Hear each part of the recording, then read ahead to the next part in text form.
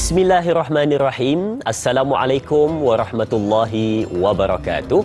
Alhamdulillahirabbil alamin wassalatu wassalamu ala asyrafil anbiya'i wal mursalin wa ala alihi wa sahbihi ajma'in. Allahumma salli ala sayyidina Muhammad. Allahumma salli ala sayyidina Muhammad. Allahumma salli ala sayyidina Muhammad wa ala ali sayyidina Muhammad wa ba'du. Alhamdulillah, pertama dan selamanya mari sama-sama kita panjatkan rasa syukur pada Allah Subhanahu wa taala kerana pagi yang berbahagia ni, tanggal Jumaat Sayyidul Ayyam, penghulu pada segala hari, kita dibangunkan, diberikan kesempatan, diberikan peluang untuk mengerjakan ketaatan kepada Allah Subhanahu wa taala, dan teristimewa dapat sama-sama lagi kita menimba ilmu duduk di hadapan kaca TV ataupun di Facebook rasmi kita Tanyalah Ustaz TV3 untuk menyaksikan Tanyalah Ustaz, biar tahu jangan keliru pada pagi ini untuk topik perbincangan berkenaan dengan munakahat, yang seperti mana yang anda sudah lihat di poster yang kita telah siarkan, iaitu berkenaan dengan harta sepencarian. Bagaimana pesan dan perbincangan sebentar lagi kita akan bawakan bersama dengan bintang ilmuwan yang kita bawakan khas kepada anda semua, keluarga besar Tanyalah Ustaz, biar tahu jangan keliru. Baik, seperti biasa saya maklumkan kepada anda, jika ingin bertanyakan soalan ataupun nak berkongsi sesuatu berkenaan dengan topik perbincangan kita, boleh pergi kedua saluran kita seperti biasa. Untuk buat panggilan boleh pergi ke 1-800-881677 atau nak terus ke Facebook rasmi kita di Tanyalah Ustaz TV3. Di situ kita ada buat juga siaran secara langsung bagi mereka yang mungkin tak berkesempatan melihat di kaca TV di rumah, boleh melihat di mana anda berada menggunakan peranti anda. Jangan lupa tekan butang suka dan kongsi untuk sama-sama sebarkan kebaikan. Dan jika anda ingin bertanyakan soalan, pastikan kena dengan topik perbincangan kita, dan juga jika boleh satu penonton satu soalan, dan gunakan laras bahasa yang sesuai untuk sama-sama kita fahami dengan lebih terperinci. Baik, tentang harta sepencarian, hari ini kita akan bersama dengan Ustaz Mat Ghazali Ibrahim untuk perbincangan bersama dengan kita di studio. Apa khabar Ustaz? Alhamdulillah, sihat. Alhamdulillah. Saya ingat bila mana last hari tu bergandingan dengan Ustaz tentang topik harta pusaka. Kan? Tentang topik harta pusaka. Tapi biasanya memanglah bila bergandingan dengan Al-Fadhil Ustaz Mat Ghazali, biasanya perbincangan tentang harta. Hari ini pun tentang harta juga, iaitu harta sepencarian. Tapi saya rasa Ustaz, mesti ada penonton-penonton yang dia biasa dengar tentang perkataan harta sepencarian, tapi dia kata harta sepencarian tu yang mana satu katanya. Dia nak bezakan di antara harta dia, suami dia ataupun isteri dia, dan juga yang mana dikatakan harta sepencarian. Mungkin Ustaz boleh kongsikan selaku pembukaan awal. Baik, silakan. Terima kasih banyak kepada Dai Aman, Dai Azrin, kepada tuan-tuan puan-puan sidang penonton yang dirahmati Allah sekalian. Alhamdulillah wassalatu wassalamu ala Rasulillah. Pertama-tamanya kita syukur banyak-banyak kepada Allah Subhanahu wa taala ditemukan pada pagi ini. Mudah-mudahan ada kebaikan bersamalah bila mana kita ni dipanjangkan umur diberikan lagi rezeki macam-macam nikmat Jadi itu mungkin hikmah dia sangat besar. Allah nak kita benar-benar mengenali dia lagi untuk kita benar-benar syukur pada dia untuk kita mungkin kalau ada silap salah kita perbaiki, kita betulkan.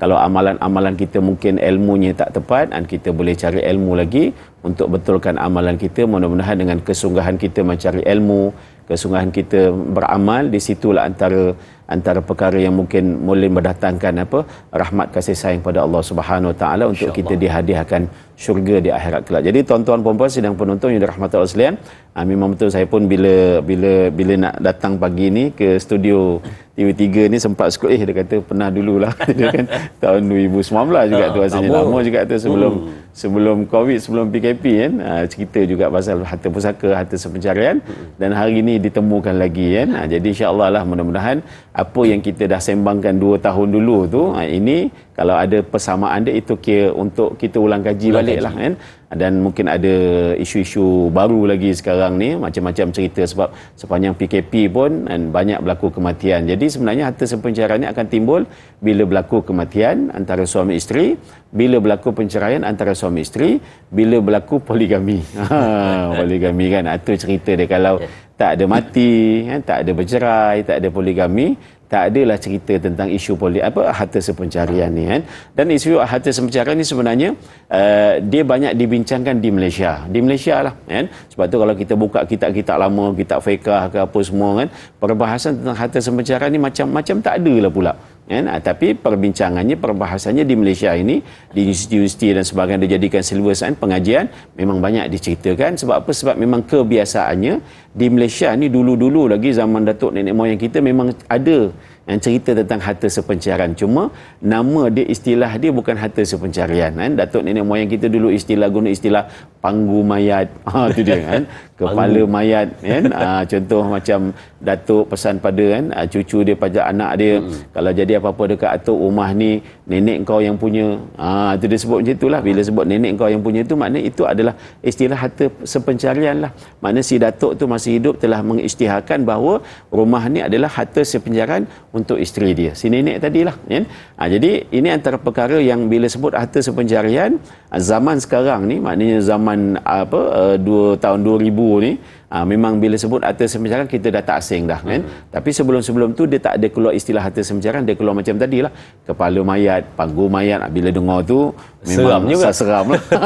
Sebab itulah memang betul istilah harta sepencarian ni akan keluar bila berlaku kematian, bila berlaku penceraian kan. Dan kaedah hukum ni diambil daripada apa?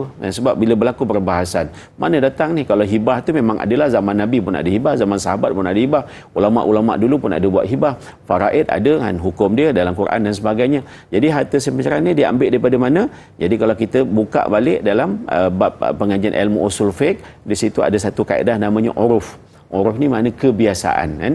Jadi antara perkara yang biasa kan, dan benda tu tidak asing, maknanya tak semestinya tak boleh pakai ataupun mesti dipakai. Tengoklah macam mana dia punya penerimaan masyarakat itu sendiri kan.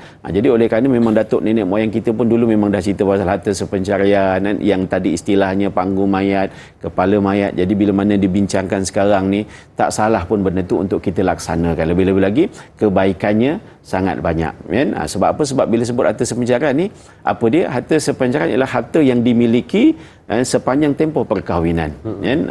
Azrin sudah tahun bila nikah? 2020. Baru lagi kan. 2020 awal PKP lah tu kan. Jadi 2020 katalah kan, Azrin nikah tahun 2020 kan. Sekarang ni tahun 2022 kan, lebih kurang 2 tahun kan, 2 tahun. Jadi sejak kita bernikah, berkahwin antara pasangan suami isteri tadi tu, bermula daripada saat tu sampailah sekarang, sampai bila-bila kan. Jadi dalam tempoh perkahwinan tu, apa harta yang kita beli dan kita yang beli, kita miliki. Katalah Azrin ada duit beli rumah kan. Beli rumah, kita ambil finance, pembiayaan bank dan sebagainya. Mungkin dalam tempoh perkahwinan tadi tu, dan kita beli rumah, kita bayar semua kan, bank punya pembiayaan dan sebagainya. Tapi dalam masa yang sama, tiba-tiba katalah isteri apa nak, dia ada duit sikit, dia kata bang kita buat kitchen lah, kita buat dapur lah, kita buat kabinet lah kan, kita buat tambah sikit apa semua, kita buat garden ke apa semua kan. Jadi dalam tempoh tu kan, walaupun memang betul beli rumah tadi nama Azrin kan, Azrin yang bayar, tapi dalam masa yang sama ada sumbangan-sumbangan tertentu daripada isteri kita. Jadi itu semua dikira sebagai harta sepencarian, dan sekiranya meninggal dunia, sekiranya kan, bercerai, jadi mana-mana pihak tadi berhak untuk menuntut kan, apa-apa yang telah dibelanjakan sepanjang tempoh perkahwinan. Ini antaranya lah. Begitu juga contoh macam isteri sama jugalah, ada duit, dia pun beli kereta kan, katalah dia pun ada pekerjaan kan, saya rumah, so rumah suami dah settle, so dia teringin nak beli kereta, dia pun beli kereta lah, dia beli kereta pakai duit dia kan. Tiba-tiba Azrin kata tak apalah, duit muka saya belanja lah. 2-3 ribu Azrin belanja kan. Ada masa-masa kadang bayar rotek ke, bayar insurans ke kan. Jadi pada dasarnya rumah, kalau rumah tadi tu si isteri ada hak atas pencarian, so begitu juga dengan kereta yang isteri beli tadi tu, sebenarnya si suami pun ada hak atas pencarian atas kerendaan tersebut kan. Jadi kalau jadi apa-apa boleh diambil, boleh dikira lah kan. Sebelum katalah kalau meninggal dunia, sebelum difaraidkan, keluarkan dulu bahagian harta sepencarian. Kalau jadi apa-apa penceraian dan sebagainya, bahagian-bahagian tadi tu boleh diambil kira sebagai harta sepencarian dan lain-lain. Jadi sebab itu dalam situasi kita hari ini yang alhamdulillah serba maju, serba canggih kan. Kalau dulu mungkin orang kita ni hartanya tak berapa banyak, kecuali mak ayah kita lah. Itu pun kalau dia dapat tanah daripada atuknya, daripada neneknya turun kepada dia, banyaklah harta dia kan. Tapi sekarang ni dengan pekerjaan kan, bekerja je gaji, mula-mula kerja dah 3-4 ribu kan, start beli kereta, beli rumah, beli apa kan. Lepas tu ada ambil kan, katalah ambil takaful ke, ada saving dia, ada apa saham ke apa dan sebagainya. Jadi bila menandunya kan, tengok-tengok gedebak-gedebuk, aset dia 1 juta juga, 2 juta juga kan. Jadi mana datang semua harta-harta tadi tu? Itulah harta yang diusahakan dalam tempoh perkahwinan tadi kan. Jadi dalam tempoh itulah apa-apa sumbangan, apa-apa kan yang dikeluarkan oleh masing-masing punya pasangan, itu yang dikira sebagai harta sepercarian. Dan bila berlaku apa-apa kematian, penceraian dan sebagainya, benda tu boleh diambil kira kan. Dan alhamdulillah hari ini masyarakat kita pun dah makin tahu dah kan isu-isu harta sepercarian banding dengan dulu-dulu kan. Zaman datuk nenek moyang kita meninggal dunia lah si datuk kan, dan isterinya tak dapat apa-apa. Bagi yang mereka fahamlah, bagi yang tak tahu kan. Bila dah turun sampai ke cucu cicit kan, oh si nenek tadi tu ataupun anak kepada nenek tadi tu sedar bahawa bila atuk dulu meninggal dunia, walaupun sebenarnya nenek dengan atuk ni sama-sama mungkin masuk felda ke, teroka ke, jadi peneroka 45 tahun, 50 tahun dulu kan. Jadi walhal si nenek tadi tu ada sumbangan dia kan, dalam masa datuk mula meneroka zaman tu kan. Jadi kalau ikutkan di situ pun ada bahagian si nenek tu. Jadi bahagian si nenek itulah sebenarnya bahagian yang dinamakan sebagai harta sepencarian. Kalau dulu mungkin tak ada apa pula, tapi sekarang ni peneroka kita masya-Allah kan. Dengan sawitnya, dengan getahnya, dengan apa dan sebagainya. Jadi tengok cucu ataupun siapa beringat, dia kata, oh nenek kita punya bahagian harta sepencarian tu masa meninggal atuk dulu tu tak dikeluarkan lah kan. Ataupun katalah masa hidup dulu bila nenek dah meninggal, atuk kahwin baru pula contoh, dah ada nenek baru kan. Jadi bahagian-bahagian tu belum diambil kira. So pada dasarnya walaupun benda tu telah mengambil masa yang lama, 10 tahun, 20 tahun, 30 tahun, sekiranya perkara tadi tu boleh cek balik, tengok balik kan, sumbangan neneknya macam mana, hartanya macam mana. Jadi sebenarnya isu tu boleh dibincangkan balik, dan kalau perlu kan nak buat apa-apa tuntutan masih boleh sebenarnya. Cuma macam tadilah, bila nak menuntut dokumen-dokumen nak kena lengkap, penceritaan tadi tu nak kena clear kan. Jangan reka cerita pula kan. Cerita tu memang betul, kena betul. Lepas tu dokumen-dokumen tadi kena betul, barulah boleh dibincangkan bagaimana cara nak mengambil ataupun nak mengeluarkan bahagian harta sepencarian kan. Jadi sebab itu harta sepencarian ni antara perkara yang jangan kita pandang remeh kan. Nampak macam simple tapi dia boleh menyelesaikan isu yang banyak kan. Contoh macam bahagian faraid kan, bila mana seorang suami meninggal dunia, suami tadi ada anak kan, isteri akan dapat 1/8. Kalau tak ada anak suami tu, isteri akan dapat 1/4 kan, contoh kan. Tapi 1/8 tadi tu kan, bayangkan isteri nak kena jaga anak kan, yelah kan, nak jaga anak lelaki pula tu, anak lelaki akan dapat bahagian banyak pula daripada bahagian pusaka kan. Jadi kalau si isteri tadi tu tak mengurus duit anak tu dengan sebaiknya, dia dah termakan duit harta anak yatim kan. Jadi sebab itu portion harta sepencarian ni mungkin perlu diisytiharkan sebelum difaraidkan. Jadi separuh daripada harta tadi adalah harta sepencarian kepada si isteri. Jadi bila suami meninggal, isteri akan dapat dulu separuh yang sama ada dalam bentuk duit ke, dalam bentuk barang ke. Jadi mungkin harta suami tadi itu kalau diisytiharkan katalah 1 juta, jadi bila diisytiharkan separuh daripada harta saya ni adalah harta sepencarian kepada isteri saya, jadi isteri akan dapat 500,000 dulu, sama ada nilaian tadi tu sebuah rumah ke, tanah ke, ataupun duit ke. Jadi yang baki 500,000 tu akan difaraidkan. Jadi isteri akan dapat 1/8 daripada baki 500,000 tadi tu kan. Jadi bermakna isteri duitnya bahagiannya lebih banyak daripada si anak. Campur harta sepencarian, campur faraid. Jadi bila situasi ini berlaku begini, kebarangkalian untuk si isteri tadi tu ataupun si ibu tadi tu makan harta anaknya, insya-Allah tak ada lah. Jadi selamatlah tadi sebenarnya. Isteri itu pun akan selamat, ibunya akan selamat, anaknya juga akan terjaga dan tidak akan terinaya. Jadi ini antara kaedah-kaedah kan, dalam Islam itu telah ada untuk apa sebenarnya, untuk kebaikan kita bersama kan, insya-Allah. Insya-Allah. Itu selaku pembukaan awal untuk kita fahami apa yang dimaksudkan dengan harta sepencarian, dan kita nak kenal harta kita, pasangan kita dan juga harta sepencarian. Baik, banyak lagi kita nak kongsikan selepas ini. Jangan ke mana-mana, teruskan menuntut Tanyalah Ustaz, biar tahu. Jangan keliru berehat seketika.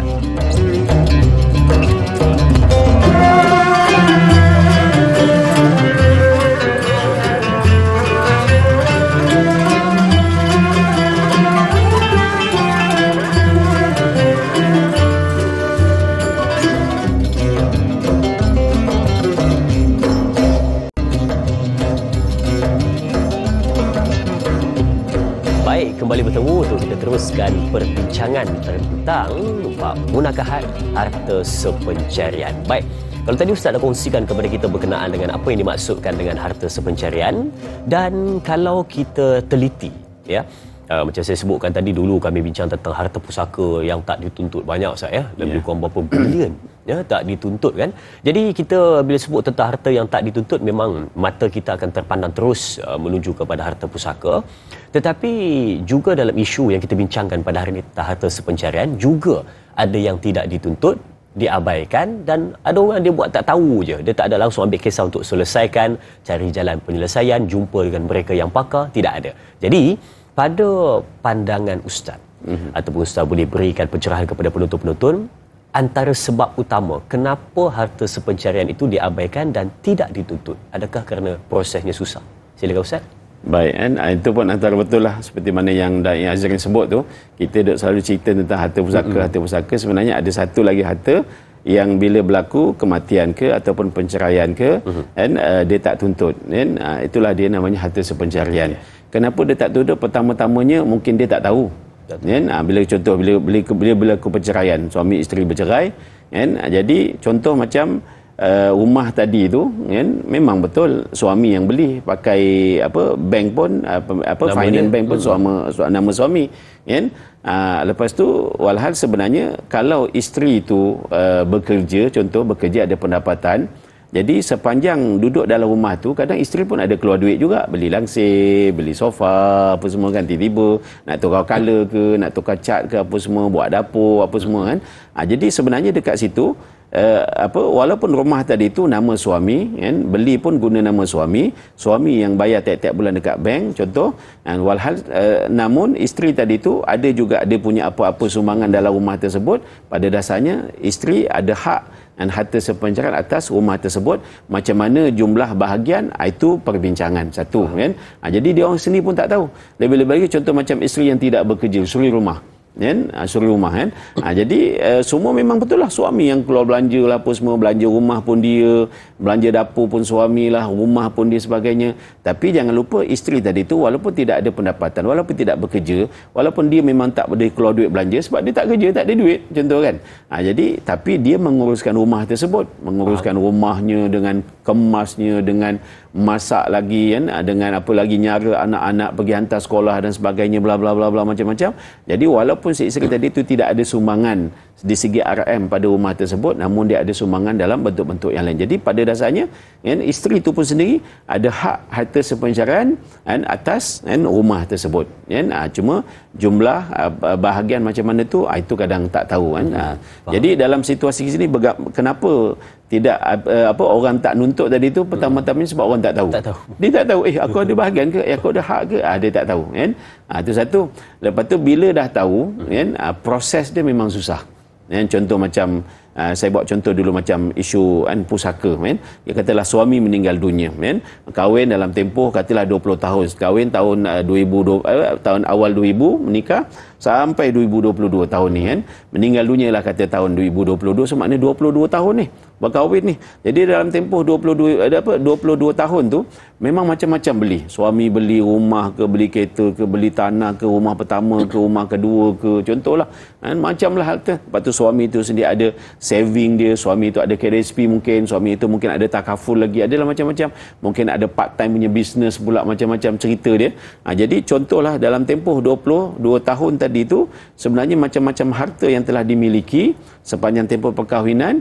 Berlakulah kematian, suami meninggal dunia, dan pada dasarnya isteri tadi tu memang dia ada hak atas sepencarian. Katalah dia memang tahu, dia dah tahu dah, oh memang aku ada hak atas harta sepencarian. Tapi nak menuntut harta sepencarian tadi tu memang prosesnya terlalu panjang. Tapi kalau waris katalah suami meninggal, waris tu tak ada siapa. Isteri, mungkin ibu bapa si suami tadi dah meninggal dunia, mak bapak dia dah meninggal dunia, lepas tu ada anak lelaki. Ada anak lelaki, kan. So bila ada anak lelaki, ada beradik, si suami tak masuk lah, kan. So maknanya kalau itu sahaja waris si mati tadi tu, jadi tak ada isu lah. Faham. Isu suami nak menuntut, isteri nak menuntut harta sepenyarian tak ada isu lah, sebab hanya bahagian dia, lepas tu mungkin anak lelaki dia, anak perempuan dia, settle lah. Jadi walaupun dia tak menuntut harta sepencarian, dia hanya failkan kes pusaka saja. Bila pusaka dah selesai, isteri jadi pentadbir, isteri pun keluarkan duit dan sebagainya, guna dan sebagainya. Mungkin sebelum tu dia keluarkanlah portion dia. Sebab masih hidup dulu pun suami ada cakap, rumah ni kamu punya, rumah ni kamu punya. Jadi tak bila ada hitam putih. walaupun tak ada hitam putih, tapi dia dah sudah sebut yang ini rumah awak, rumah awak contoh kan. Jadi bila sebut istilah macam itu, isteri pun maklumlah, oh rumah ni adalah harta sepencarian untuk dia.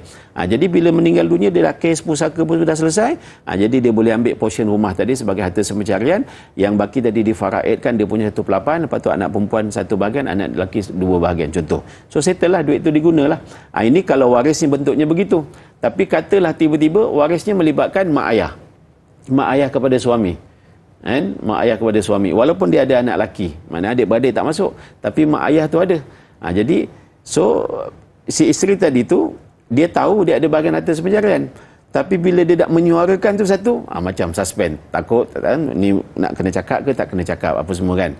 Lepas tu katalah disuarakan juga. Bila disuarakan juga, contoh macam mula kita buat bicara pusaka, bila dah bicara pusaka, nanti pegawai akan tanya, puan ada apa-apa puan nak menuntut ke? Harta sepencarian ke apa ke dan sebagainya. Itulah saya cadang, saya nak menuntut harta sepencarian. Baik, failkan kes satu lagi. Dia kena failkan kes satu lagi. Jadi bila failkan kes satu lagi itu, macam tadi, salah cara, salah gaya dan sebagainya, dan tiba-tiba mak ayah tak setuju. Mak mertua dia lah, mak kepada si mati tadi, si suami tadi tu, tak setuju dengan tuntutan tadi. So tak dapat lah. Bila tak setuju. Jadi tak dapat. Bila tak dapat, terus pergi kepada faraid sajalah. Maknya 1/6, bapaknya 1/6, isterinya 1/8, anak lelaki 2 bahagian, anak lelaki perempuan 1 bahagian, lepas tu asabah pergi kepada si bapak tadi tu. So macam mana pun, ayah akan jadi pentadbir mungkin sebagainya, dia jadi susah dekat situ.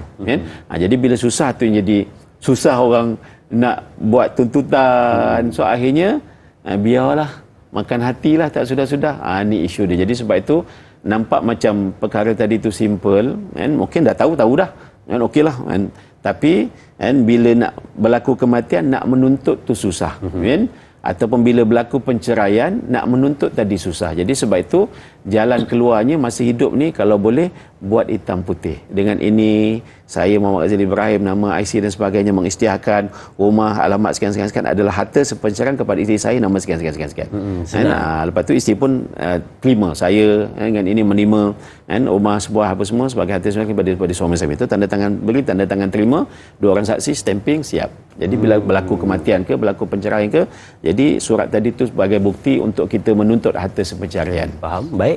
Terima kasih Ustaz. Yang pertama adalah sebab tak tahu, dan yang kedua adalah mungkin prosesnya tu agak lama dan sedikit susah. Jadi sebab itulah kadang-kadang lepas tangan dan terus dia kata, tak payahlah, buat tak tahu je lah. Itu yang berlaku pada hari ini. Baik. Kita ada pemanggil di talian. Assalamualaikum. Waalaikumsalam warahmatullahi wabarakatuh. Ya Tuan. Dari Azrin dan Ustaz Muhammad Ghazali Ibrahim.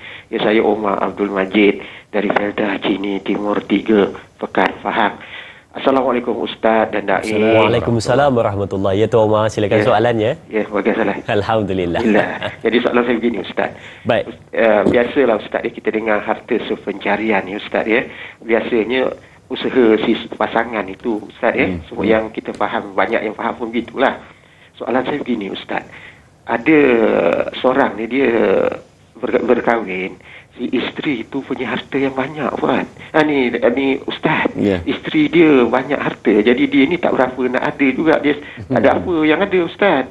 Jadi soalan saya, bila dia berkahwin, semua rumah, tanah, apa saham, apa si isteri pula bergaji besar pula. Dia tu gajinya kecil je. Jadi soalan saya, apabila ditakdirkan si isteri ni meninggal dulu Ustaz, dan anak pun tak ada, anak angkat yang ada. Soalan saya, harta tu dikira bagaimana Ustaz? Si suami tadi berkahwin, dia tak ada apa. Yang hak tu semuanya hak isteri. Dan meninggal pula isteri. Siapakah yang berhak atas harta sepencarian? Sedangkan anak pun tak ada. Ada anak angkat dia seorang. Jadi bagaimana cara Ustaz? Untuk, adakah si ibu pada si arwah isteri tukah yang berhak? Ataupun si anak tak, saya rasa tak berhak pasal anak angkat. Jadi adakah si suami tu yang berhak ke atas harta sepencarian itu. Sedangkan nak dikatakan harta pencarian pun tak boleh juga, kerana banyaknya harta tu hak isteri je, hak arwah isteri yang meninggal tu. Itu soalan saya, Ustaz dan Dai.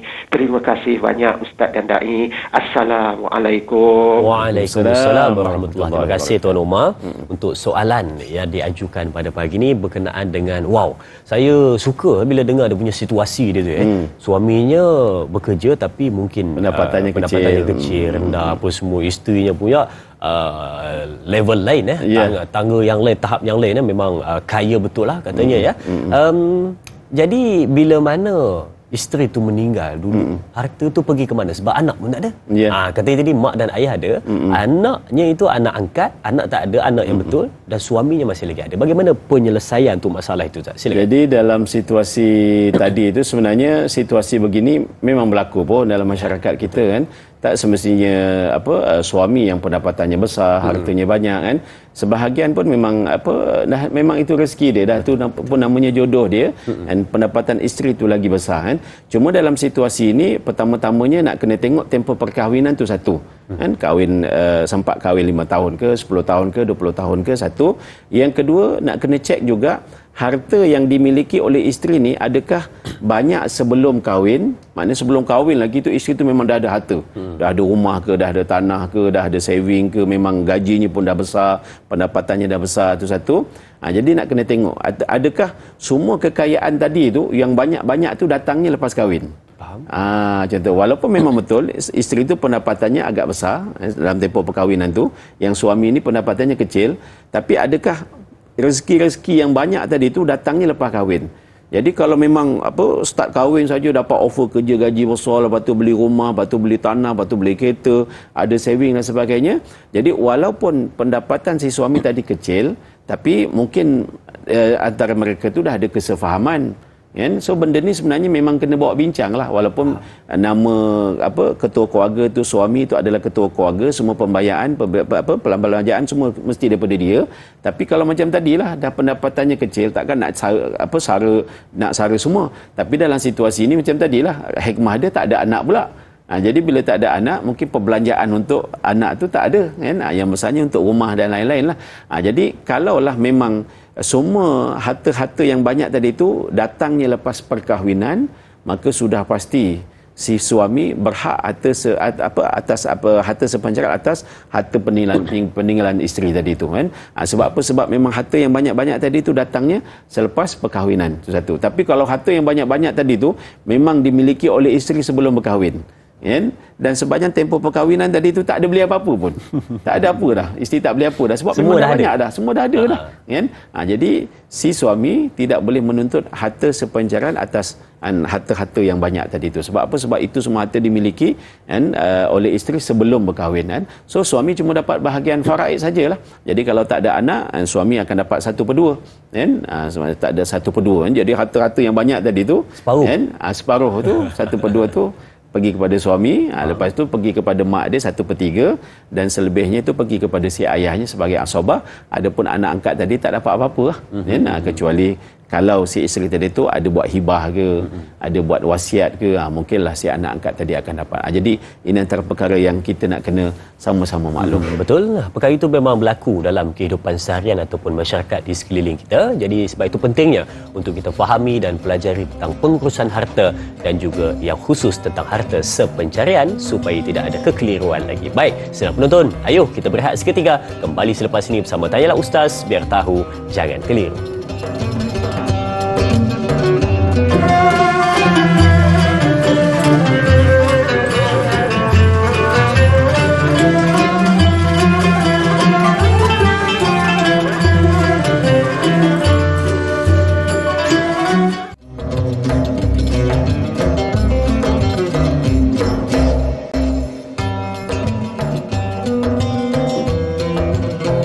Alhamdulillah, terima kasih dan terima kasih diucapkan kepada semua penonton yang terus setia bersama dengan kita untuk menyaksikan Tanyalah Ustaz, biar tahu jangan keliru. Saya yakin ada sesuatu yang bermain di fikiran penonton-penonton. Di antaranya adalah bila mana kita dengar, tadi Ustaz ada sebut, bila mana suami bekerja, isterinya tidak, duduk di rumah, uruskan rumah tangga, kehidupan seharian, anak-anak, makan, pakai semuanya. Bila mana tidak dibayar upah, maka itu dikira sebagai harta sepencarian. Dan kalau dibayar upah, maka bukan lagi dikira sebagai harta sepencarian. Tapi, cuba penonton-penonton bayangkan, kalau saya pusing situasi itu, suaminya yang duduk di rumah, tak kerja, tapi dia menguruskan rumah tangga, semualah macam saya sebutkan tadi, dan isterinya pula yang keluar mencari kerja apa semua. Siap isteri dia sebut lagi. Isteri dia kata, saya punya pendapatan besar bang, jadi apa salahnya, saya cukup ni nak tanggung abang apa semua keluarga. Abang duduklah di rumah, dia kata buat kerja rumah, saya yang pergi kerja di luar. Ada situasi ini berlaku pada hari ini dan tidak mustahil ianya telah pun berlaku. Jadi kalau situasi macam ini Ustaz, adakah juga dikira masih lagi sebagai harta sepencarian? Sebab dah pusing dah ni 360 darjah. Silakan. So pada dasarnya pertama-tamanya kalau dah berlaku situasi begini, so suami isteri ni kena berbincang lah kan? Sebab macam tadi kan, ketua keluarga adalah suami, dia lah bertanggungjawab untuk mencari nafkah dan sebagainya bla bla bla. Tapi bila dah jadi macam itu, situasi dia jadi macam itu, kita tak boleh nak salahkan siapa-siapa, sebab itu dah memang setiap orang ni dah ada takdir dan ketentuan dia. Jadi cumanya si suami dengan isteri tadi tu kena bincang lah kan. Dia kata yang kamu pun dah tahu abang tak ada kerja apa semua bla bla, dah apply macam-macam kerja pun tak ada. Kadang ialah orang dah biasa gaji besar-besar ni, kalau nak apply yang ni bukan mudah juga kan. Tengok alamak, profil dia tinggi sangat, nak bayar gaji macam mana ni contoh. So akhirnya tak ada, memang tak ada lah. So akhirnya dia kata dah tengok awak kamu pula boleh ada kerja, ada income, so macam mana. Macam tadi saya kata tak apalah bang, memang saya punya pendapatan ni boleh cover untuk kita satu family. Macam ni senang cerita dia, tak apa, saya keluar cari nafkah, abang urus rumah. Jadi pertama-tamanya kena bincang dulu kan. Sebab tapi kalau tak berbincang pun sama-sama dah maklum, dah tahu kan. Benda ni pun sebab antara rukun dalam rumah tangga ni kita kena tafahum kan, faham kan. Selain pada ta'aruf, kenal, kita kena tafahum, lepas tu datanglah tasamuh kan, kita tolak ansur. So automatik kalau mereka dah faham, pada dasarnya carry on, terus jalan kan? Suami lah uruskan rumah, ambil kan anak dan sebagainya bla bla, isteri pergi kerja apa semua, dalam keadaan maknanya tersusun cantik lah, tak adalah isu-isu fitnah dan sebagainya, jalan. Suami isteri meninggal, jadi bila isteri meninggal, memang pada dasarnya si suami tadi tu berhak mendapat apa dia, faraid, bahagian faraid. Tengoklah 1/8 atau 1/4 ataupun 1/2 kan. Namun dalam masa yang sama sebenarnya si suami ni pun tetap berhak harta sepencarian atas harta dan isteri tadi itu. Cuma nak kena tengoklah harta tu adakah dimiliki selepas berkahwinan kan, ataupun harta yang dimiliki sebelum perkahwinan kan. Jadi macam tadilah mungkin macam kes tadi pun yang Tuan Haji Omar tanya tu kan. Jadi kalau memang si isteri tadi tu harta yang banyak ada dekat dia tu dimiliki sebelum perkahwinan ataupun dalam tempoh perkahwinan, cumanya harta tadi tu apa dia, kalau tanah ke, rumah ke, dusun ke, itu adalah pemberian mak ayah dia. Dan mungkin dia satu-satunya anak tunggal perempuan.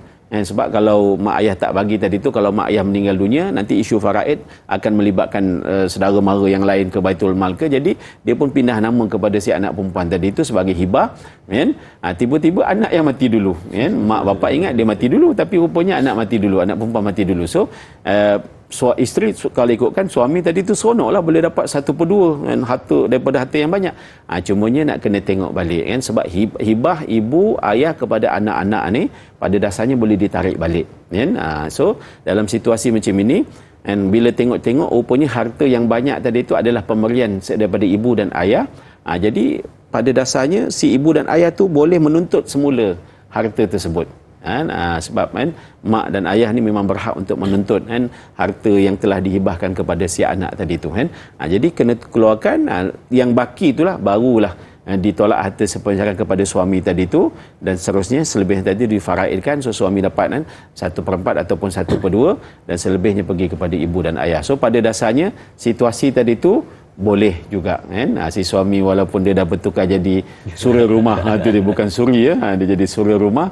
So pada dasarnya dia pun ada hak harta sepencarian atas harta peninggalan si isteri tadi. Tapi yang pentingnya kena ada persefahaman dan juga perbincangan sebelum melaksanakan sesuatu itu, jadi tidak ada isu berbangkit pada masa akan datang. Baik, itu jawapannya. Dan kita nak lihat soalan di Facebook dari sahabat kita Sahziatul Sidik. Katanya, Assalamualaikum, bagaimana bagi suami isteri yang berpisah disebabkan seorang isteri yang nusyus apakah layak seorang isteri itu menuntut harta sepencarian? Baik, terima kasih diucapkan kepada sahabat kita. Katanya sebab nusyus, adakah itu menghalang daripada layaknya untuk meminta ataupun menuntut harta sepencarian? Silakan Ustaz. Ini isu penceraian. Kadang bila bercerai suami isteri itu, tengok apa isu dia. Kalau isunya memang nusyus tadi tu akhirnya mungkin hak penjagaan anak pun kadang tak dapat, lepas tu kan dia punya mutaah pun kadang tak dapat kan. Lepas tu ada pun tentang harta sepencarian ni, dia tengok kes. Macam tadilah, kalau memang si isteri tadi tu dia bekerja, dia ada pendapatan dan dia pun ada menyumbang atas harta tersebut. Apatah lagi contoh, kadang kita beli rumah ni, kebanyakan sekarang ni suami isteri beli rumah, dalam dia punya SMP tu, sale and purchase punya agreement tu, ada 2 nama. Nama suami pun ada, nama isteri pun ada kan. Jadi bila dia punya SMP tu memang dah confirm ada nama si isteri, macam mana pun memang ada hak isteri dekat situ lah.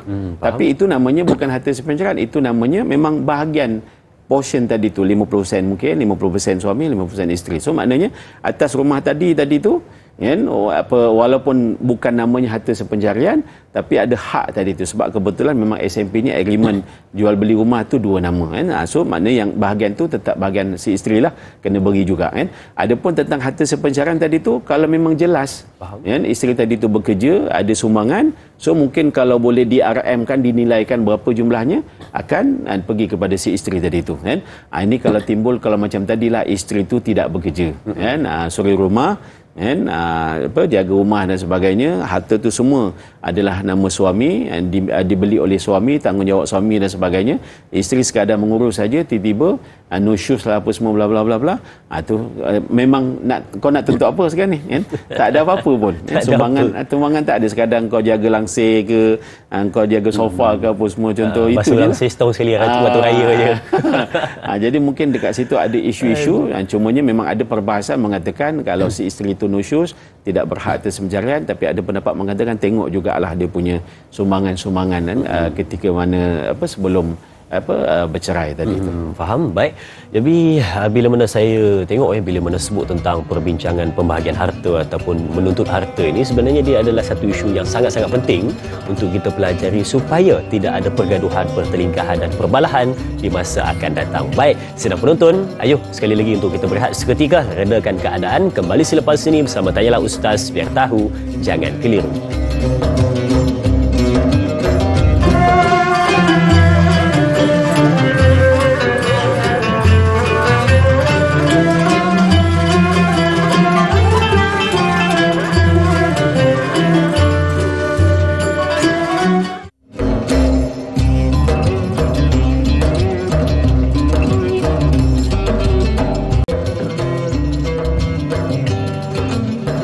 Alhamdulillah, bertemu kembali, teruskan perbincangan. Saya pun kembali duduk di meja perbincangan untuk ambil lagi soalan-soalan dari penonton-penonton untuk kita jawab sehabis baik, kerana hari ini kita nak menyelesaikan permasalahan berkenaan dengan harta sepencarian. Walaupun ada yang menganggap ianya adalah isu yang biasa, tapi sebenarnya ia adalah satu yang sangat penting untuk kita fahami, kerana macam saya sebutkan sebelum kita berehat tadi, untuk mengelakkan pergaduhan, pertelingkahan, perbalahan, perpecahan dan pelbagai lagi masalah-masalah yang akan berpangkit di hari kemudian. Baik, jom kita ambil soalan di Facebook dari sahabat kita Mak Etun. Kita lihat soalannya. Assalamualaikum. Jika bercerai hidup, mudah nak menuntut harta sepencarian. Bagaimana jika bercerai mati? Adakah isteri perlu dapat persetujuan waris dalam bab ini, atau kena rujuk dahulu pada mahkamah? Jika tiada bukti bertulis, macam mana Ustaz? Mohon pencerahan. Terima kasih Mak Itun atas soalan yang ditanyakan. Bercerai mati katanya, adakah kena tanya pada waris ataupun pada mahkamah untuk dapatkan persetujuan hitam putih? Tidak ada. Silakan Ustaz.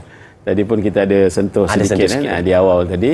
Dia sebenarnya kadang kita duk cakap bercerai hidup senang, kadang rupanya yang bercerai hidup tu lagi susah. Jadi susah kan. Betul. Tapi tak apalah, sebab benda boleh bincang kan. Macam tadi kan, sebab kita pun tak tahu nak ambil berapa ni.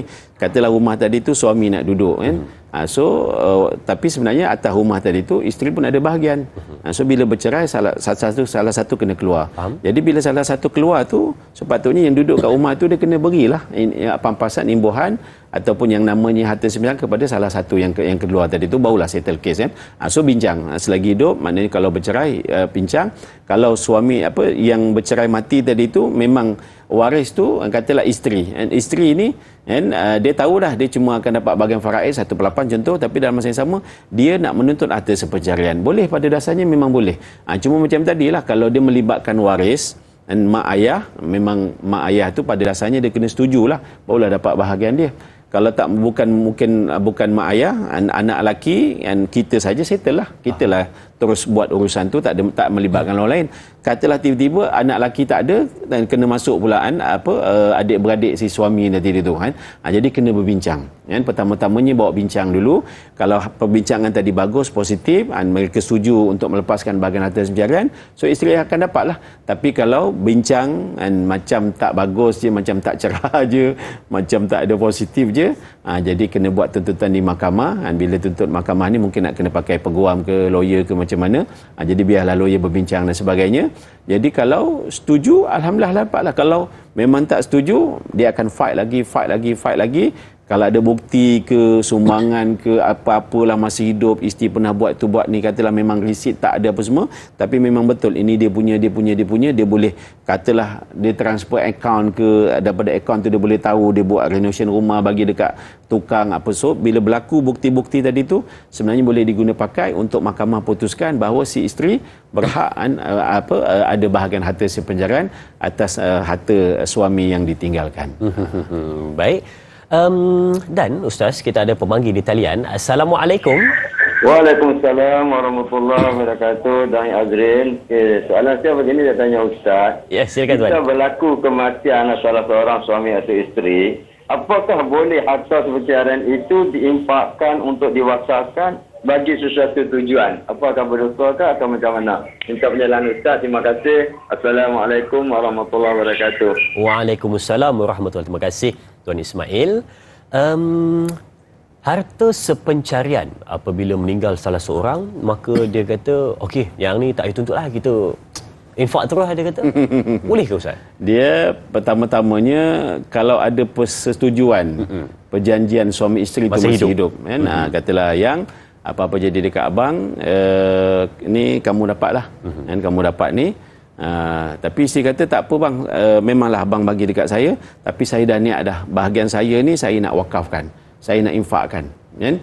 So kalau macam tu cerita dia, dah ada persetujuan. Kalau bagusnya kalau ada hitam putih lagi bagus, kan? Tapi kalau tidak ada hitam putih tapi dah ada persetujuan di situ, so apa yang berlaku nanti bila suami meninggal, isteri tu tetap dia akan keluarkan portion harta sepencarian, tapi lepas tu dia wakafkan, kan? Diwakafkan, sebab itu dah niat dia, kan? Jangan pula dia kata tak jadilah. Jadi sebab nampak tu banyak pula kena tak jadilah. Ingatlah, kena beringat, jangan terlalu excited ke apa ke, kan? Belum apa-apa kita pun dah gedebak-gedebuk, tiba-tiba bila dapat dia punya jumlahnya ke, amount dia ke, barangnya, oh ini nak wakaf ni contoh.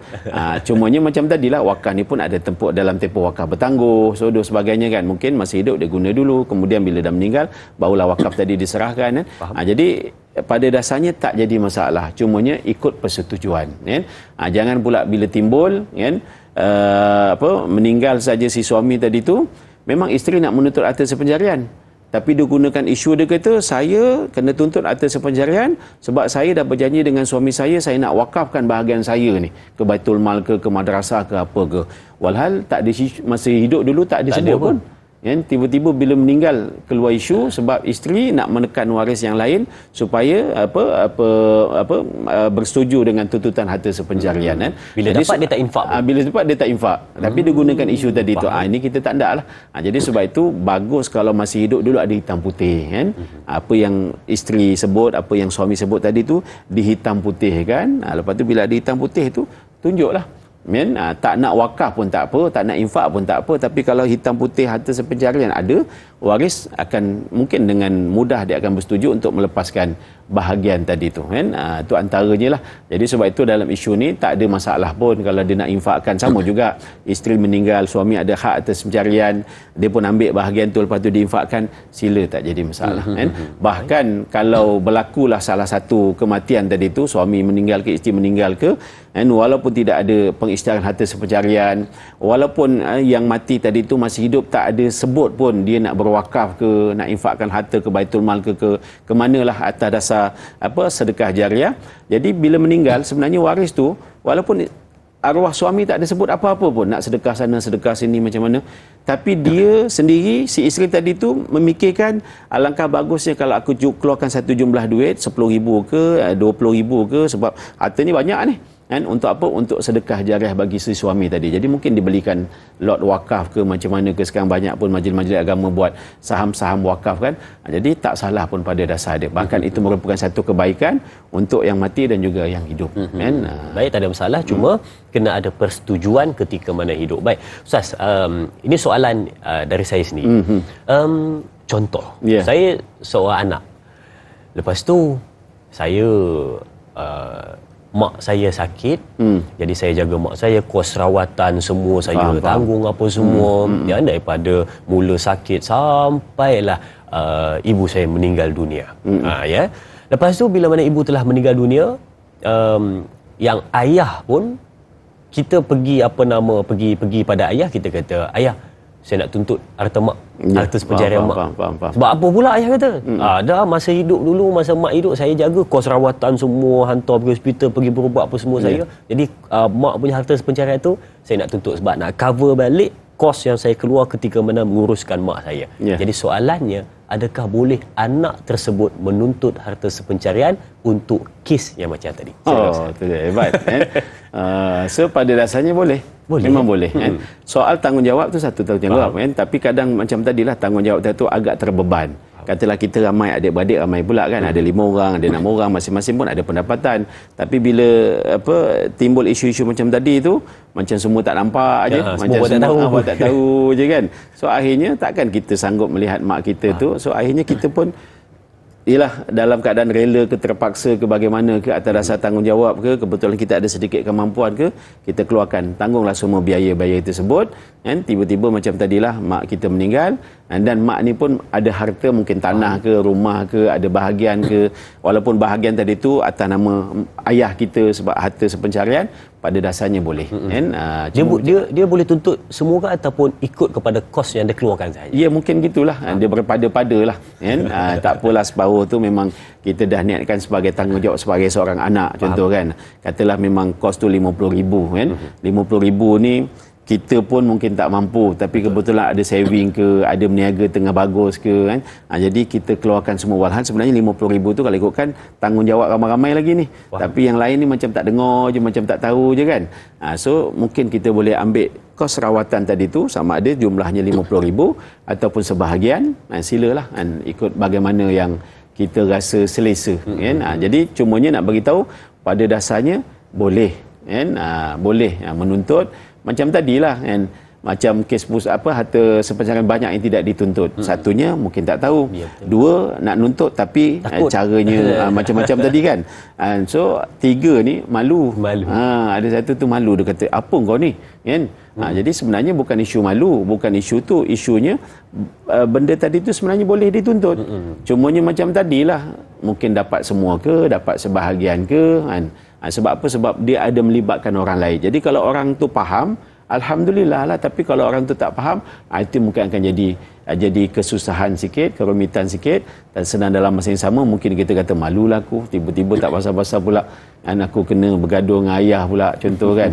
Adik-beradik pula tiba-tiba tak sokong pula kan. Walhal masa susah-susah tadi tu kita yang keluar duit. Ini antara situasi-situasi yang akhirnya kita makan hati je lah kan. Dan akhirnya kata tak apalah, halal je lah.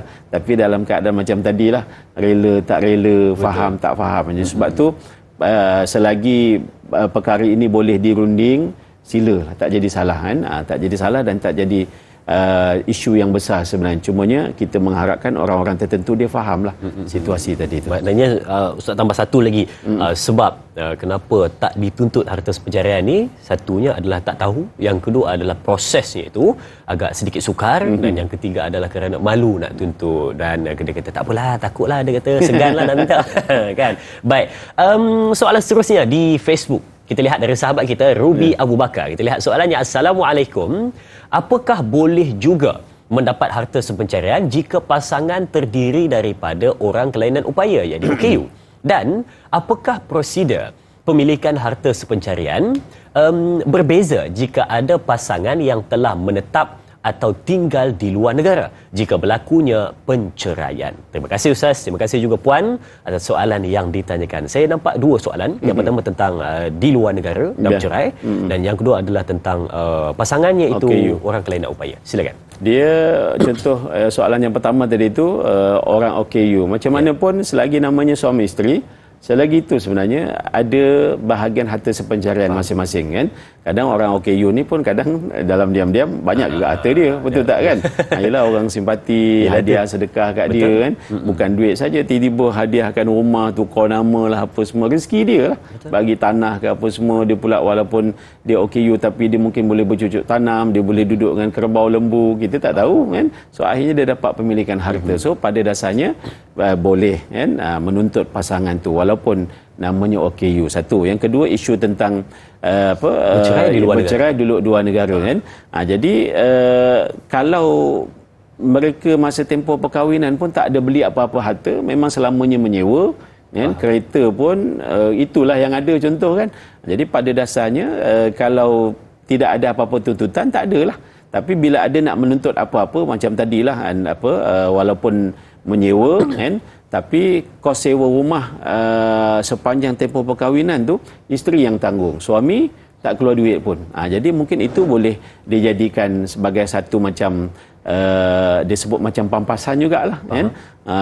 Bercerai juga, tapi selama ni dia boleh tuntut balik Ustaz. Ya, pada dasarnya begitulah kan. Sebab tu kadang ada proses penceraian yang mudah, ada proses penceraian yang ambil masa juga kan.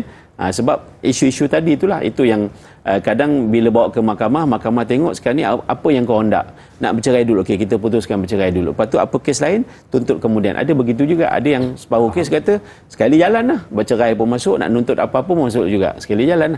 Jadi pada isunya kalau ada apa-apa nak menuntut ke harta sepencarian ke bagaimana ke, tengoklah situasi pasangan tu sendiri macam mana kan. Kalau dia kata alah dah cerai lah, kita tak nak tuntut apa-apa, boleh cerai ni pun satu nikmat, ada kadang macam tu juga. Boleh bercerai pun satu rezeki, contoh tu terpulang lah. Cumanya macam situasi yang kita bincang hari ni, pada dasarnya boleh saja kan kalau nak menuntut kan, sama ada pasangan tu OKU ke ataupun macam tadilah bercerai lepas tu duduk kat overseas, ataupun memang duduk kat overseas, bercerai lepas tu balik kampung. So tengoklah ada tak awak memiliki harta kan semasa awak tinggal di satu-satu tempat tadi tu, dan harta tu dimiliki dalam tempoh perkahwinan. Baik, itu jawapannya. Dan ini mungkin saya minta Ustaz untuk bagi sedikit pencerahan kepada penonton-penonton dengan ringkas. Saya buat satu contoh. Dia macam harta sepencarian tapi sebenarnya nama dia bukan harta sepencarian. Contoh kita waktu bujang dulu kan duduk rumah sewa sama-sama. Jadi dah masuk rumah sewa, bayar deposit bahagi 3. Betul. Lepas tu masuk peti ais tak ada, beli peti ais, duit kongsi 3, beli TV, aircon apa semua, katil. Jadi bila mana kita duduk tu dia dah nampak macam semua itu adalah harta bersama. Harta bersama. Kerja cari beli kan harta sepencarian bersama, duduk rumah sewa. Jadi bila mana dah keluar seorang apa semua, bukan bercerai lah. Bukan bercerai. Bila mana kawan-kawan ni semua dah keluar, harta dia tetap ada dalam rumah. Jadi ada yang kadang-kadang keluar buat tak tahu, tak tuntut apa semua. Jadi macam mana, adakah itu juga termasuk dalam kategori lebih kurang macam harta sepencarian bila mana nak diselesaikan Ustaz? Silakan. Jadi sebenarnya apa yang Azrin sebut tu, itulah contoh harta sepencarian. Oh, dia punya basic dia. Situasi itu tadi tu, itulah contoh dia. Kan? Kita sama-sama bujang pergi duduk satu rumah, deposit kita kongsi, sewa kita kongsi, beli barang-barang dalam rumah tu pun kita kongsi kan? Jadi bila salah satu keluar, sebab satu keluar sama ada dah habis belajar ke, dah habis kerja ke, ataupun pindah tempat lain, jadi bila keluar tu sepatutnya disettlekan bahagian tadi tu kan? Sama ada yang duduk kat rumah tu berdua tu dia keluarkan satu jumlah, dia kata okey dalam rumah ni nanti kami settle lah, ataupun siapa masuk nanti dia kena bayar, kami bagilah duit kat kau kan? Jadi itulah sebenarnya situasi harta sepencarian yang masih hidup semua kita keluar duit sama-sama. Jadi bila mati ke, bila bercerai, sebenarnya ada portion-portion yang perlu diselesaikan. Yalah, sebab ramai orang hari ni dianggap harta sepencarian tu dia nampak memang ketika mana berkahwin cerai, ataupun bercerai mati, bercerai hidup, ataupun juga ketika mana poligami tadi, tapi dia terlupa nak nampak juga tentang yang duduk rumah sewa. Betul. Ataupun bila mana masa bujang, dia nampak macam harta sepencarian, tapi sebenarnya dia adalah konsep yang sama, tetapi cuma situasi sahaja ia berbeza. Tapi dia adalah basic untuk faham apakah itu harta sepencarian. Sedang penonton dan Ahmadi Ustaz, kita berakhir di sini di TV3 sambungan 30 minit di TV9. Teruskan menonton Tanyalah Ustaz, biar tahu, jangan keliru.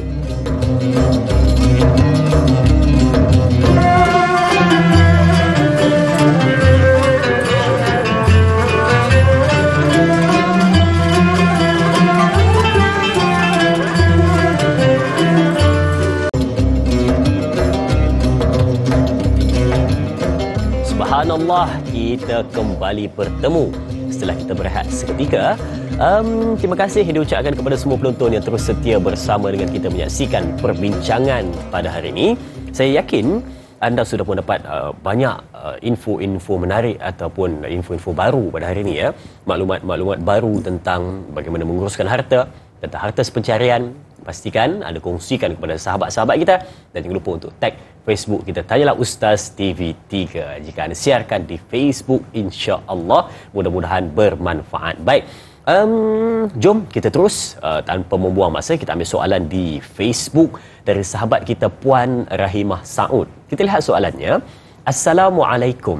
Katanya, andai kata seorang suami ada 3 isteri. Isteri bekerja hanya seorang, yang lain tu hanyalah suri rumah sepenuh masa. Apakah yang suami mesti tahu tentang harta sepencarian supaya masing-masing selamat di akhirat nanti? Dan kita ada soalan yang kedua dari sahabat kita juga, Melu Ismail. Katanya, Assalamualaikum Ustaz. Persoalan saya, sekiranya si suami beristeri 2. Kalau tadi 3, ni 2. Apabila berlaku kematian pada suami, bagaimana kedua-dua isteri ini mahu menuntut harta sepencarian? Apakah pihak mahkamah yang bertanggungjawab untuk melakukannya untuk berlaku keadilan? Mohon pencerahan. Terima kasih. Terima kasih juga kepada dua sahabat kita, Puan Rahimah Saud dan juga Melu Ismail, atas soalan yang ditanyakan. Sebab terkait dengan sebab yang ketiga untuk menuntut harta sepencarian adalah tentang poligami sebentar tadi. Silakan Ustaz. Baik, soalan yang pertama tadi tu yang suami ada 3 isteri tu kan. Yang kerja seorang. Jadi andai katalah kita ambil contoh, kata suami ada 3 isteri, isteri pertama tu yang bekerja. Kan? So maknanya dalam tempoh perkahwinan mereka pertama tadi tu kan, mereka memiliki macam-macam harta kan. Jadi di situ memang si isteri berhak harta sepanjang atas harta yang dimiliki ataupun dinamakan atas nama suami. Itu satu confirm kan. Lepas tu suami kahwin satu lagi kan. Jadi isteri yang kedua ni pula suri rumah, tak bekerja kan. So suami beli rumah contoh kan, rumah yang kedua kan, untuk isteri kedua isteri duduk kan. So pada dasarnya rumah kedua yang suami beli tadi tu, mungkin suami pendapatan dia besar kan, jadi dia belilah satu lagi rumah kan untuk bagi isteri yang kedua duduk. Jadi rumah yang baru dibeli tadi tu kan, untuk isteri kedua, isteri pertama tetap ada hak atas sepencarian atas rumah tersebut. Kahwin lagi yang ketiga kan, kahwin yang ketiga beli rumah lagi untuk diberikan kepada isteri yang ketiga duduk. Jadi isteri yang pertama tadi tu masih berhak lagi rumah yang ketiga, hak atas sepencarian atas rumah yang ketiga. Jadi kalau suami tu kahwin satu lagi pula, dia beli lagi satu rumah atas nama dia suami kan? Jadi isteri pertama ni masih tetap berhak menuntut harta sepencarian atas rumah yang dibeli untuk isteri keempat tadi tu kan. Ini nak beritahu hebatnya isteri pertama tadi tu. Tu dia cerita dia kan. Sebab apa? Sebab ialah mungkin dengan rezeki kahwin dengan dia, suami tadi tu rezekinya murah dan sebagainya bla bla kan, sampai boleh kahwin lagi, boleh pergi. Tak apalah, soal dia poligami itu satu isu lain. Mungkin niat dia baik nak tolong ke sebagainya, tapi apa harta yang dimiliki selepas itu kan, dalam tempoh perkahwinan tadi tu, isteri pertama tetap ada hak atas sepencarian kan, walaupun kan, harta yang diberikan kepada isteri kedua, isteri ketiga dan isteri keempat kan. Ini satu kan. Jadi suami itu kena tahu kan, itu isu dia. Soal dia tak nak ambil tahu, ada juga pasangan-pasangan yang dia tak nak ambil tahu, lantak pilah ni mana ni, apa hal ni, nak tuntut-tuntut ni, apa cerita ni kan, kau dapat makan dapat pakai pun dah bagus dah kan. Ada kadang macam tu, dia guna kuasa veto dia kan. Walhal sebenarnya kita ni kena berbincang. Allah pun sebut dalam Quran, wasyawirhum fil amr, apa pun kita buat berbincang lah kan. Soal abang kahwin satu lagi tu bla bla bla, tu pun satu dah huru-hara perang dunia ketiga macam cerita. Lepas tu bila bab tanggungjawab ni pun abang culah tak culah, nampak tak nampak apa semua, janji kebetulan saya ni ada pendapatan, ada income, abang buat ambil donor je kan. Walhasil sebenarnya tanggungjawab macam mana abang boleh kahwin ramai, jadi pastikanlah tanggungjawab tu semua berjalan dengan lancar, dengan baik lah kan. Jadi situasi cerita pasal harta semencaran tadi tu, isteri pertama itu memang berhak menuntut hak semencaran atas harta yang kedua, ketiga dan keempat kan. Adapun isteri yang kedua yang tak bekerja, isteri yang ketiga yang tidak bekerja, dia kalau nak menuntut harta sepencarian pun tengoklah harta yang mana. Katalah suami meninggal. Bila suami meninggal, kita cerita pasal suami meninggal. Bila suami meninggal, isteri pertama tadi tu confirm memang nak menuntut harta sepencarian, dia berhak sangat. Rumah yang ini, rumah yang ini, rumah yang ini kan. Jadi isteri yang kedua ni pula katalah dia nak menuntut harta sepencarian, tapi atas apa? Atas yang ini sajalah. Atas rumah yang kedua tadi tu. Kan? Yang ketiga pun juga sama juga. Atas yang ini sajalah kan. Tu pada dasar dia macam tu. Tapi isteri pertama dia dapat majoriti lah antara banyaknya. Selebihnya lepas tu dia faraidkan. So isteri pertama faraid tadi katalah si suami tu ada anak, so 1/8 bahagian isteri, 1/8 tu kena bagi 3, masing-masing akan dapat 1/4, 1/4, 1/4 bahagian faraid kan. Dan sebelum masuk soalan kedua, saya mencelah sikitlah. Mak ayah suami tu masih hidup, contoh. Adakah isteri pertama tu kalau dia membantah untuk isteri kedua dan ketiga untuk tuntut harta, adakah diterima bantahan dia ataupun hanya bantahan daripada mak dan ayah saja? Macam mana Ustaz? Oh, tak juga kan. Tak juga. Dia memang benda ni memang selagi orang tu orang yang berkenaan dan terlibat dalam kes tadi tu, maka bantahannya diterima. Ya. Ibaratnya itulah, cumanya kemudiannya ada kewajaran lah kan. Bukan bermaksud mereka tak boleh bantah langsung satu, ataupun bantah tu selagi mentang-mentang boleh bantah terus bantah saja. Bantah saja proceed kan. Jadi akhirnya nanti bila kes ni dibawa ke mahkamah, ujungnya mahkamah akan lihat kewajaran lah kan, bagaimana untuk memutuskan satu-satu situasi tadi tu supaya bila dah putus semua settle lah kan. Bahagian mak ayah pun settle, bahagian isteri-isteri tadi pun settle kan. Ini antara perkara yang sebab tu macam tadilah, walaupun dia dah tahu, so bila nak claim dah jadi susah sebab isu gaduh-gaduh tadi tu, so akhirnya malu je kan. Susah juga. Walhal sebenarnya apa salahnya pun menuntut kalau selagi kita ada hak. Cuma macam tadilah, mencari jalan macam mana yang lebih sesuai kan. Adakah dengan namanya perdebatan dan pergaduhan ataupun ada jalan yang macam mana kan. Ini antara isu perkara yang memang macam pada dasarnya kena nak tak nak kena lalui jugalah kan. Kecuali memang kita nak berlapang dada, tak apalah kan, saya lepaskan bahagian saya tu terpulanglah, tapi kena ada hitam putih jugalah supaya di kemudian hari tak timbul kan. Tu antara dia kan. Baik, tadi soalan kedua cerita yang kedua apa? Tadi isterinya dua. Isteri dua. Lepas tu suami dia meninggal. Bila mana suami dia meninggal, dua-dua isteri ni nak tuntut harta suaminya macam mana? Adakah atas persetujuan bersama ke ataupun kena mahkamah yang kena tentukan? Bagaimana Ustaz? Jadi macam tadilah, tengok baliklah. Isteri dua, isteri pertama, isteri kedua. Siapa yang lagi berharta? Kadang nak jadi rezeki isteri kedua tu yang lagi berharta. Lepas kahwin dengan isteri kedua tu, harta suami tu lagi banyak. Kan? Jadi kalau situasi dia begitu, mungkin isteri kedua tu yang lagi banyak tuntutan harta sepencariannya berbanding dengan isteri pertama. Kan? Cumanya situasi ini boleh diputuskan macam mana. Pertama-tamanya kalau mereka boleh bawa berbincang, mereka dah tahu dah okey, portion sana, portion sini, settle lah. Kan? Itu satu. Yang kedua, macam seperti mana kita sebutlah, memang sudahnya pergi mahkamah lah. Kan? Nanti mahkamah akan putuskan atas dasar kewajaran tadi itu. Kan? Jadi sebab itu, apa pun proses, kadang mahkamah ni tidak semestinya kita nak fight kat mahkamah. Betul. Kadang mahkamah tu untuk endorsement saja, untuk buat satu keputusan kan. Sebab selagi tak ada hitam putih, ini melibatkan dua keluarga, takut nanti anak-anak akan bising di kemudian hari. Jadi biar lega, ada satu keputusan mahkamah, settle kan. Cumanya macam tadilah kan, kalau kita berbincang kat luar pun semuanya setuju, tak salah kalau kita hitam putih kan, supaya tak ada timbul isu-isu kemudian hari. Jadi dalam situasi begini, menuntut tadi tu tetap kena menuntut, kan? Sebab apa, contoh proses pusaka tu sendiri, mungkin kalau rumah tu ada dua, kalau mereka setuju, okey, rumah ni pergi dekat isteri pertama, rumah ni pergi kat isteri kedua, ataupun yang lain-lain tu katalah ada duit ke macam mana, mereka boleh bincang bagi macam mana. Jadi proses tu kalau selesai di pejabat pusaka, sebab apa pun harta yang di bawah 2 juta ke bawah, dan urusannya di pejabat pusaka. Jadi kalau boleh selesai situlah. Tapi kalau jumlahnya melebihi 2 juta ataupun 3-4 juta ke atas, mungkin kena melibatkan mahkamah. Jadi nanti bawa ke mahkamah, di situlah akan berlaku proses tadilah tuntutan harta penceraian dan sebagainya, dan sudahnya nanti mahkamah akan buat satu keputusan. Bila dah putus tu, masing-masing ambil lah. Kadang mahkamah pun akan tanya juga, ataupun di pejabat pusaka pun akan tanya juga, kamu ni naknya macam mana? Kan? Jadi sekarang ni nak buat keputusan, kamu sendiri pun tak ada idea, nanti saya kata kalau kita buat keputusan tak kena, susah lah. Jadi kadang bagusnya berbincang. Baik, terima kasih Ustaz. Bagusnya berbincang dan cari persefahaman dan persetujuan. Baik, banyak lagi kita nak kongsikan. Kita berehat seketika dahulu. Kembali selepas ini bersama Tanyalah Ustaz, biar tahu jangan keliru.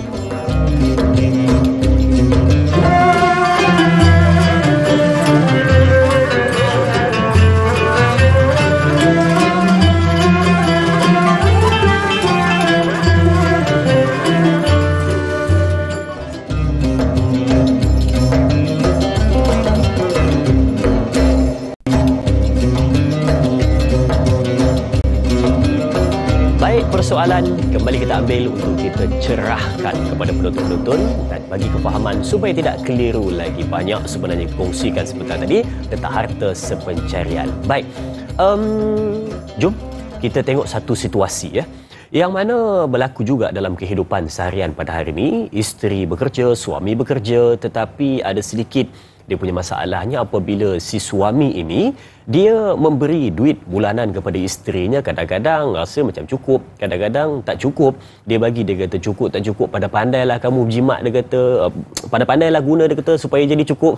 Dia bagi tak cukup tapi dia kata pandai-pandailah bagi cukup, dia kata. Baik, jadi semuanya isteri yang tanggung, daripada perbelanjaan, persekolahan anak, rumah apa semua isteri yang tanggung. Jadi suatu hari berlakulah penceraian, maka adakah si isteri ini boleh menuntut kembali apa yang telah dia keluarkan, dan adakah ini juga termasuk dalam kategori harta sepencerian, Ustaz? Dia nak tuntut balik apa yang dikeluarkan dulu. Silakan Ustaz. Sebenarnya kalau kita ikut faham situasi tadi tu, cerita-cerita tadi tu, suami culah tak culah, dia bagilah, dia tahu cukup, walau sebenarnya apa yang dia bagi tu tak cukup, dan isteri terpaksa mencukupkanlah sebab kebetulan rezeki tu, isteri pun ada pendapatan, ada income dan sebagainya, dia pun malah nak pening kepala, dia settle lah semua. Jadi pada dasarnya sebab itulah kenapa terbitnya isu harta sepencarian ni. Kan? Mungkin masih hidup nak cakap pun tadi susah lah apa semua, benda susah, tak boleh nak bincang bla bla bla bla bla. Itu yang ada isu harta sepencarian. Jadi bila berlaku penceraian ke, bila berlaku kematian ke, si isteri itu memang berhak untuk menuntut. Sebab ibarat macam tadilah, isteri keluarkan perbelanjaan tadi itu atas dasar untuk hidup. Tapi itu benda yang tidak diputuskan. Faham? Sedangkan kita semua kita maklum, tanggungjawab suami itu adalah ketua keluarga, mencari nafkah apa semua bla bla bla semua kan. Itu. Tapi dalam situasi ini benda itu tak berlaku sebaiknya, kan? Jadi masing-masing ambil faham apa semua bla bla. Sebenarnya itu tak selesai lagi tu, kan? Sebab tu bila berlaku kematian, bila berlaku penceraian, si isteri tadi tu berhak untuk menuntut apa-apa bahagian daripada harta suami, dan mengambil kira apa yang telah dikeluarkan semasa hidup tadi itu, kan? Cumanya macam tadilah, exactly berapa jumlah pun kita tak tahu. Sebab tu kadang perlu kewajaran tadi tu, simpan resit, ada transaksi apa-apa yang dibeli, barang-barang yang dibeli, bukti-bukti dan sebagainya. Jadi kalau itu ada hitam putih dia, itu yang mudahlah untuk dibuat urusan tuntutan, sama ada bila berlaku kematian ataupun penceraian. Cumanya isu penceraian macam tadi, ada kadang kes-kes bila bercerai, terus buat persetujuan. Okey, aku ceraikan kau dapat talak 3 ke talak berapa kau dak, tapi dengan syarat kau tak boleh tuntut apa-apa. Ada juga macam tu. Boleh saya? Ada. Jadi kalau itu cerita dia, memang tak boleh nak tuntut apa lah. Kan? Sebab telah diputuskan begitu, kan? Jadi so sudahnya macam tadilah, isteri cadang nak tuntut macam-macam, tapi mungkin dia kata dapat cerai pun dah satu rezeki dah, settle lah. Contoh kan. Jadi ini ialah kita tak boleh nak cakap macam manalah, sebab lain orang, lain situasi dan sebagainya kan. Jadi kalau itu telah dijadikan satu persetujuan, memang tak ada hak apa-apalah nak buat tuntutan dan sebagainya. Tapi kalau itu tidak diletakkan sebagai satu persetujuan, bercerai, dan mungkin isteri pun tak tuntut apa-apa lagi harta pencarian, dan berlaku kematian pula si suami tadi itu, bekas suami meninggal. Jadi ketika itu sebenarnya sebelum harta tadi itu difaraidkan, si isteri boleh failkan lagi kes untuk menuntut bekas isteri tadi itu boleh menuntut harta sepencarian atas harta yang ditinggalkan oleh bekas si suami tadi itu kan. Cuma macam tadilah, bila nak menuntut ni kena ada hitam putih dan sebagainya. Banyak dia punya prosedur yang patut dilalui itu. Baik, itu jawapannya, dan kita tertarik untuk kita lihat soalan di Facebook dari sahabat kita Ram Desaru. Katanya, Assalamualaikum. Saya ingin bertanya, katanya bagaimana jika ada isteri tidak menuntut harta sepencarian? Adakah suami dianggap berhutang selamanya pada isteri yang telah diceraikan? Mohon pencerahan Ustaz. Terima kasih. Terima kasih juga sahabat kita Ram Desaru atas soalan yang ditanyakan. Saya fikir situasinya lebih kurang macam ni Ustaz. Bercerai, isteri ni pun bila mana dah diceraikan tu rasa macam tertekan, kecil hati, terus menghilangkan diri. Jadi dia tak tuntut dah harta sepencarian. Suami pun kata, dia ni tak nak tuntut ke? Jadi suami pun pakailah. Kadang-kadang suami terfikir, ini harta dia ni aku tak nak pakailah, infak je lah. Boleh ke dia terus infak tanpa persetujuan? Ataupun dia pakai saja sebab dia kata, ni tak tuntut, mesti dia bagi kat aku ni. Adakah boleh bersangka macam itu Ustaz? Silakan. Jadi soal bersangka tu itu je, sebab dulu bila tak bercerai memang semua sangka baik lah. Kau punya aku pakai, aku punya kau pakai, je tu kan settle kan. Tapi bila berlaku penceraian ni sudah pasti. Sebab itu semua kita ni nak kena maklum kan, apa hak-hak tertentu, hak suami, hak isteri semasa berkahwinan, dan bila berlaku penceraian, bila berlaku kematian. Jadi berlaku penceraian, berlaku kematian, antara perkara yang memang nak kena selesaikan harta sepencarian. Jadi soal tuntut tak menuntut tu satu bab, tapi macam tadilah kan, apa salahnya kalau bercerai tadi pun dengan cara yang baik, terus diisytiharkan kan. Tak apalah, rumah ni sebenarnya kita kongsi berdua kan. Kalau awak nak duduk, awak duduklah. Nanti bila bila dah senang apa semua, awak keluarkanlah satu jumlah untuk saya kan. Contohlah kan, mungkin boleh refinance ke macam mana ke kan, ataupun tak apalah kalau awak rasa awak nak cari rumah lain, saya duduk rumah ni, nanti saya bayarlah bulanan kat awak kan, portion tadi tu kan. Jadi tidak semestinya berlaku tuntutan. Jadi mungkin bila benda ni diputuskan melalui perbincangan lagi bagus, supaya tak pergi lagi panjang kan. Jadi kebarangkalian kita menganggap dia tak nak kot, dia halalkan kot. Ini tak timbul sebenarnya sepatutnya, sebab kita dah tahu dah, masing-masing kita tahu bila berlaku penceraian, bila berlaku kematian, ataupun semasa hidup bersama, sebenarnya masing-masing pasangan ada hak harta sepencarian atas harta masing-masing kan. Jadi ini antara perkara yang memang pada dasarnya kena selesaikan. Jadi kalau isteri tadi tak menuntut, so suami kena fahamlah. Tak boleh suka-suka pula nak pergi sedekah sana, sedekah sini. Barang sendiri pun tak sedekah, tiba-tiba nak sedekahkan barang orang. Nampak sangat kan? Tak betul tu. Jadi bermakna dia nak bersedekah pun kena berpada-pada. Kalaupun mungkin isteri tadi tu pun tak minta sebagainya, mungkin macam tadilah, tak tahu ke, malu ke, macam mana ke, sebenarnya memang boleh dicadangkan kan. Bekas isteri tadi, suami tadi tu mencadangkan kan, saya bagi pada awak 100,000 macam mana, saya bagi pada awak 200,000 macam mana kan. Ataupun kita ada 2 rumah, awak ambil itu, awak ambil ni, ini ada baki sikit lagi saya selesaikan, sana ada baki sikit lagi awak selesaikan kan. Jadi sebenarnya benda tadi tu memang pada dasarnya boleh dibawa perbincangan, sebab melalui perbincangan tu lagi mudah dan lagi bagus kan, untuk menuju kepada satu keputusan, daripada kita menganggapkan begitu saja walhal benda tak selesai tu kan. Jadi bila tak selesai macam tadilah, awak pakai barang orang kan, mungkin barang tu nilainya RM10 tapi sebenarnya RM3 tu orang lain punya, jadi macam mana. So maknanya still awak mana, kalau nak sebagai hutanglah tu kan, ataupun nak dinyatakan sebagai perkara yang belum selesai lah tu kan, sebab selagi belum ada satu keputusan. Yang keputusan tadi tu ialah keputusan yang kita capai bersama, bukan keputusan kau buat sendiri, kan? Macam tu, bukan keputusan kau buat sendiri. So keputusan itulah keputusan yang kita capai bersama, kan? Jadi bila dah ada keputusan, senanglah sikit banyak tu, itu cerita lain. Dia tak boleh main sangkaan-sangkaan kata ini mesti dia halal ni, ini dia tak nak ni. Dia tak boleh sangkaan-sangkaan, dia mesti kena ada persetujuan bersama. Baik, kita nak lihat satu lagi soalan di Facebook dari sahabat kita Kak Zah, katanya Rahizah. Assalamualaikum. Mohon perkongsian ilmu dari Ustaz. Katanya, selepas berlaku kematian seorang non-Muslim, apakah kedua ibu bapanya yang bukan Islam berhak untuk menuntut harta sepencarian anaknya? Katanya, terima kasih Kak Zah Cenur Pahang.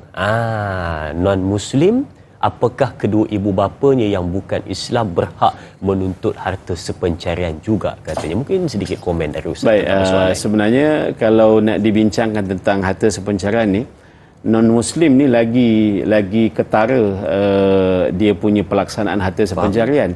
Kadang sebelum kahwin pun dia dah buat perjanjian, apa awak nak bagi kat saya. Itu dia.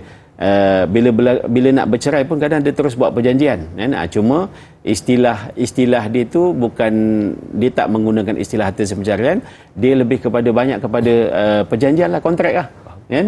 Okay, aku kahwin dengan kau, berapa juta aku dapat. Tu satu, kan? Lepas tu kalau macam tadilah, katalah memang kahwin, settle kahwin sama, bila nak bercerai pula, kan, berapa kau nak bayar kat aku, kan? Supaya proses tadi mudah, kan? Jadi itu situasi non-Muslim antara yang seperti mana yang semua kita lebih kurang maklum. Tapi macam tadilah, kalau dia meninggal dunia dan harta dia pun bukan Islam, non-Muslim, so maknanya dia sesama dengan keluarga dia sajalah.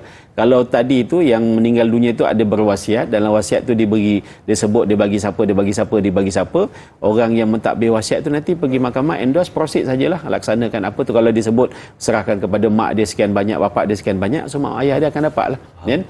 Itu antaranya lah, kan? Ini sekadar penjelasan secara dasar saja, dan sebab sedetailnya tu kena tengok situasi sebenarlah macam mana, sebab untuk orang non-Muslim ni memang dia boleh menuntut jugalah di mahkamah sivil dan sebagainya. Baik, itu jawapannya tentang harta sepencarian non-Muslim. Baik, kalau kita lihat untuk perbincangan kita pada hari ini, sebenarnya kita membawa kepada satu titik persefahaman, iaitu untuk kita fahami sebab ramai di antara pasangan suami isteri yang mungkin sudah berpisah pada hari ini, ataupun bercerai hidup ataupun bercerai mati, juga berpoligami, tapi mereka ini mengabaikan tentang harta sepencarian, apatah lagi harta pusaka. Itu pun satu hal juga. Jadi inilah yang menjadikan kita kerisauan timbul pada hari ini, sebab ia adalah harta yang patut dituntut tapi sebenarnya sengaja, ataupun ada 3 sebab tadi Ustaz. Yang pertama adalah sebab tak tahu.